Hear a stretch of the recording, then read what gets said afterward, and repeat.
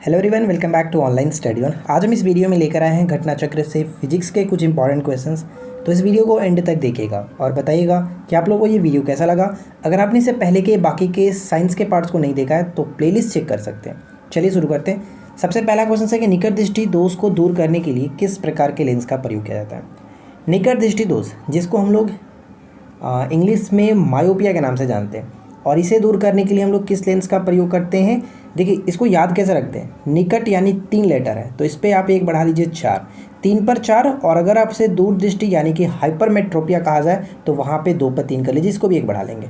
तो 3 लेटर निकट के लिए हम क्या करेंगे, ऑर्थो लेंस, जिसको इंग्लिश में कनकेव लेंस के नाम से जाना जाता है। ये उतना इंपॉर्टेंट नहीं है, बस आपको याद रखिए कि कनकेव यानी कि ऑर्थो लेंस राइट आंसर बन जाएगा। हम ऑप्शन बी को टिक करेंगे। यहाँ पे इसके बारे में लिखा भी गया, देख सकते हैं कि निकट दृष्टि दोष को दूर करने के लिए नतोत्तर या फिर इसको ऑर्थो लेंस, अपसारी लेंस के नाम से जाना जाता है। राइट। मानव की आंख में किसी वस्तु का प्रतिबिंब कहाँ पर बनता है। मानव के आंख में किसी भी वस्तु का प्रतिबिंब उसके दृष्टिपटल, जिसको हिंदी में यानी दृष्टिपटल और इंग्लिश में रेटिना कहा जाता है। नेत्र पर बनने वाला जो प्रतिबिंब होता है उसकी प्रकृति कैसी होती है, वास्तविक होता है और उल्टा होता है। ये ध्यान रखिएगा, वास्तविक और उल्टा होता है। कई बार ये क्वेश्चन पूछे गए और वस्तु से छोटा होता है, यहाँ पे आप इसके लास्ट लाइन में पढ़ सकते हैं। ठीक है।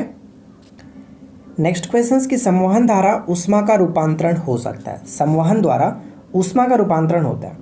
जैसे कि आपको पता है कि ऊष्मा के जो चालन की विधियाँ होती है, 3 होता है। चालन होता है एक प्रकार का, यहाँ पे संवहन होता है, एक विकिरण होता है। तो संवहन के द्वारा ऊष्मा का जो स्थानांतरण होता है किस में होता है, तो गैस और द्रव दोनों में होता है। गैस और द्रव दोनों में होता है, जबकि चालन की विधि जो होती है वो सिर्फ और सिर्फ ठोस में होता है। यहाँ पे इसके बारे में कुछ पॉइंट्स पढ़ सकते हैं, जैसे संवहन यानी कि कन्वेक्शन द्वारा ऊष्मा का स्थानांतरण केवल द्रवों और गैसों में होता है। संवहन की प्रक्रिया में पदार्थ के कण स्वयं स्थानांतरित होते हैं। उदाहरण के लिए आप यहाँ पे पढ़ सकते हैं कि आग पर रखी गई जो पतीली होती है, पतीली का जल जो होता है वो संवहन विधि के द्वारा ही गर्म होते हैं। नेक्स्ट क्वेश्चन क्या बनता है कि मानव शरीर का ताप, जो सामान्य तापक्रम होता है वो 98.4 डिग्री फ़ारेनहाइट होता है, लेकिन इसका तापक्रम सेल्सियस पर क्या होगा। सेल्सियस टेम्परेचर पर क्या होता है, तो लगभग हम लोग मानते हैं 37 डिग्री सेल्सियस, यानी 36.89। यहाँ पे आप देख सकते हैं। इसको निकालते कैसे हैं, तो निकालने के लिए फार्मूला होता है, जो संबंध होता है C/5 = F - 32/9। इसके थ्रू आप निकाल सकते हो। ठीक है। C/5 = F - 32/9, ये होता है सेल्सियस और फ़ारेनहाइट के बीच का रिलेशन। अगला प्रश्न है कि थर्मोस्टेट का प्रयोजन क्या है। थर्मोस्टेट का जो प्रयोजन होता है तापमान को स्थिर बनाए रखने के लिए, तापमान को एक समान बनाए रखने के लिए थर्मोस्टेट का प्रयोग करते हैं। सी बिल्कुल सही है। देखिए, यहाँ पे लिखा भी गया है कि थर्मोस्टेट तापमान हेतु तापमान को नियंत्रित या फिर स्थिर करने के लिए कार्य करता है। इससे ऊर्जा की बचत होती है। अगला क्वेश्चन फिर सेम टू सेम वही है कि थर्मोस्टेट संबंधित होता है किससे, तो थर्मोस्टेट का संबंध टेम्परेचर से यानी तापक्रम से, ऑप्शन बी। अगला सवाल कि कमरे को ठंडा किया जा सकता है। कमरे को ठंडा किया जा सकता है किस विधि के द्वारा, किस प्रकार से, अकॉर्डिंग टू ऑप्शन हम कर सकते हैं संपीड़ित गैस को छोड़कर। संपीड़ित गैस को छोड़कर, ऑप्शन बी। यहाँ पे पढ़ सकते हैं कि एयर कंडीशनर में संपीड़ित गैस की प्रयुक्ति होती है, जिसके कारण कमरे को या फिर अन्य स्थान को ठंडा किया जाता है एसी के द्वारा। ठीक है। अगला प्रश्न क्या बनता है, जब पानी में नमक मिलाया जाता है तो निम्न में से कौन सा परिवर्तन होता है। निम्न में से कौन सा परिवर्तन होता है, तो क्वथनांक बढ़ता है लेकिन जमाव बिंदु घटता है। क्वथनांक बढ़ता है लेकिन जमाव बिंदु घटता है। राइट आंसर हो जाएगा ऑप्शन ए। ठीक है। इसके संबंध में कुछ पॉइंट्स लिखा गया, आप यहाँ पे पढ़ सकते हैं। एक पॉइंट यहाँ पे इंपॉर्टेंट है, जैसे कि नमक जैसी कोई अशुद्धि, जल में नमक जैसी कोई अशुद्धि मिलाने पर क्वथनांक पर क्या प्रभाव पड़ता है। अक्सर क्वेश्चन डायरेक्ट पूछ जाता है, तो क्वथनांक उसका बढ़ जाता है। ठीक है, क्वथनांक बढ़ जाता है। चलिए अगला क्वेश्चन देखिए, रेडियो तरंगों के विक्षेपण के लिए वायुमंडल के निम्नलिखित स्तरों में से कौन सा स्तर उत्तरदायी है। ये सभी क्वेश्चंस बहुत ज़्यादा इंपॉर्टेंट है, तो इनको आप अच्छे से याद रखेंगे। ऐसा इसमें एक भी क्वेश्चंस नहीं है जो कि रिपीट नहीं होता हो। अलग अलग एग्जाम्स में अलग अलग टाइम पे रिपीट होते रहता है, तो आप इनको अच्छे से याद रखिएगा। और ज़्यादातर लोगों को ये सभी क्वेश्चंस याद होंगे, क्योंकि ये बेसिक से क्वेश्चंस हो चुके हैं, अब सभी को याद होंगे, इसमें कोई ज़्यादा बड़ी बात नहीं है। लेकिन जिनको नहीं याद है वो उनको मैं रिकमेंड करूँगा अच्छे से याद रखिएगा। रेडियो तरंगों के विक्षेपण के लिए हम यहाँ पे आयन मंडल को टिक करेंगे, ऑप्शन डी बिल्कुल सही होगा। अगला सवाल बनता है कि चंद्रमा के धरातल पर 2 व्यक्ति एक दूसरे का बात नहीं सुन सकते हैं, एक दूसरे से बातचीत नहीं कर सकते हैं। इसका कारण क्या होता है? इसका कारण होता है कि चंद्रमा पर कोई भी वायुमंडल नहीं है। और आपको पता है कि ध्वनि के संचरण के लिए किसी न किसी मीडियम की ज़रूरत होती है। ध्वनि जो कि निर्वात में यानी कि वैक्यूम मीडियम में नहीं चलता है, इसलिए हम यहाँ पे कह सकते हैं कि चंद्रमा पर वायुमंडल नहीं होने के कारण कि चंद्रमा के धरातल पर दो व्यक्ति आपस में एक दूसरे से बातचीत नहीं कर सकते हैं, नहीं सुन सकते हैं। अगला सवाल है कि जब दो लोग आपस में बात करते हैं तब कितने डेसिबल ध्वनि उत्पन्न होती है?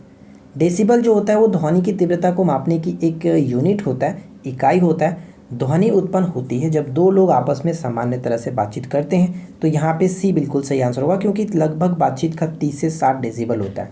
यहाँ पे हम देखिए इसके बारे में और भी बहुत सारी लिखी गई है, जैसे कि आपका कब कितने डेसिबल उत्पन्न होता है। जैसे ध्वनि की तीव्रता को डेसिबल में मापते हैं, ये तो क्लियर हो गया। ध्वनि के स्रोत और तीव्रता डेसिबल में। जैसे फुसफुसाहट की अगर हम बात करते हैं, फुसफुसा करके बात की जाती है, तो वहाँ पे 15 से 20 डेसिबल होता है। साधारण नॉर्मली बातचीत के लिए 30 से 60 डेसिबल। गुस्से में अगर कोई चिल्ला करके बात करते हैं, जैसे आपको पता ही है गुस्से में कैसे बात किया जाता है, तो 70 से 80 यहाँ पे डेसिबल होता है। ट्रक मोटरसाइकिल की बात करें तो 90 से 95। यंत्र कारखाने में 100 से 110 हो जाता है। ऑर्केस्ट्रा में 110 से 120। और जेट विमान की जो डेसिबल होती है वो काफ़ी ज़्यादा होती है, 140 से 150।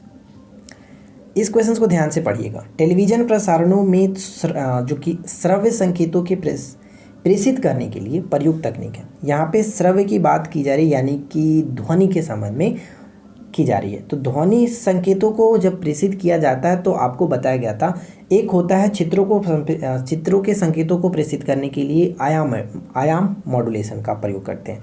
लेकिन ध्वनि के संप्रेषण के लिए, ध्वनि संकेतों को संप्रेषण करने के लिए वहाँ पे हम लोग आवृत्ति मॉड्यूलेशन का प्रयोग करते हैं, यानी कि आवृत्ति आरोपण बिल्कुल सही आंसर बन जाएगा। ऑप्शन सी को टिक करेंगे। ठीक है, अगला क्वेश्चन क्या बनता है? डायनेमो जिसे बिजली उत्पादन हेतु कथित रूप से प्रयोग में लाते हैं, वह वास्तव में क्या होता है? डायनेमो। तो आपको पता है डायनेमो को हम लोग विद्युत जनरेटर भी कह सकते हैं, विद्युत जनित्र भी कह सकते हैं। तो एक्चुअली ये करता क्या है कि यांत्रिक ऊर्जा को विद्युत ऊर्जा में बदलता है, यानी कि ऊर्जा का परावर्तक होता है, यानी सी बिल्कुल सही आंसर है। देखिए यहाँ पे लिखा गया है कि डायनेमो मूल रूप से विद्युत जनरेटर का दूसरा नाम है। आमतौर पर इसका तात्पर्य जो होता है वो एक जनित्र या फिर जनरेटर से होता है जो दृष्ट धारा उत्पन्न करता है। डायनेमो में घूर्णन करती हुई तारों की कुंडली और चुंबकीय क्षेत्र के उपयोग, किसका उपयोग? चुंबकीय क्षेत्र का उपयोग करके यांत्रिक घूर्णन की ऊर्जा को फैराडे के नियम के अनुसार दृष्ट विद्युत धारा में रूपांतरित किया जाता है। यांत्रिक ऊर्जा को विद्युत ऊर्जा में कन्वर्ट किया जाता है। किस नियम के अकॉर्डिंग? फैराडे के नियम के अनुसार। ये 2-3 पॉइंट्स जैसे कि आपको याद रखना है। अगला सवाल बनता है कि घरेलू विद्युत तार स्थापन मूलतः होते हैं, यानी जो घरों में विद्युत का जो तार लगाया जाता है वो किस क्रम में सजाया जाता है, किस क्रम में जाकर के लगाया जाता है? वो होता है आपका समानांतर संबंधन में। ठीक है, समानांतर क्रम में लगाया जाता है। और यहाँ पे पढ़ सकते हैं कि यह क्या होता है कि यदि प्रतिरोधकों को इस प्रकार जोड़ा जाए कि हर प्रतिरोध पर विभवांतर समान रहे तो यह प्रतिरोधों का समानांतर क्रम संबंधन होता है। न्यूनतम प्रतिरोध प्राप्त करने हेतु घरेलू विद्युत तार का स्थापन जो होता है वो मूलतः इसी संयोजन में होता है ताकि कम से कम प्रतिरोध हो। ठीक है, कम से कम प्रतिरोध हो। अगर आपसे पूछ ले कि समानांतर क्रम में विभव को किस तरह से जोड़ा जाता है, विभवांतर को समान रखा जाता है, विभवांतर समान रहता है। ठीक है ना। अगला क्वेश्चन देखिए, विद्युत बल्ब के अंदर कौन सी गैस होती है? विद्युत बल्ब के अंदर अक्सर पूछा जाता है कि कौन से उसका जो फिलामेंट होता है किसका बना होता है? टंगस्टन का बना होता है। लेकिन इसके अंदर जो गैसें होती हैं वो होता है एक तो आर्गन गैस के साथ साथ पारा का वाष्प भरा जाता है, यानी कि वेपर को भरा जाता है। तो ऑप्शन डी को टिक करेंगे, उपरोक्त में से कोई नहीं, उपरोक्त में से कोई नहीं। यहाँ पे पढ़ सकते हैं कि विद्युत बल्ब का आविष्कार सर्वप्रथम एडिसन ने किया था। ठीक है, एडिसन ने किया था। इसमें टंगस्टन धातु का पतला कुंडली नुमा तंतु लगा होता है। इस धातु का ऑक्सीकरण रोकने के लिए बल्ब के अंदर निर्वात करने के बजाय यहाँ पे इसमें देखिए एक तरफ तो नाइट्रोजन भी भरा जाता है, लेकिन ज़्यादातर जो होते हैं वो आर्गन गैस के साथ साथ पारा के वाष्प को भरा जाता है।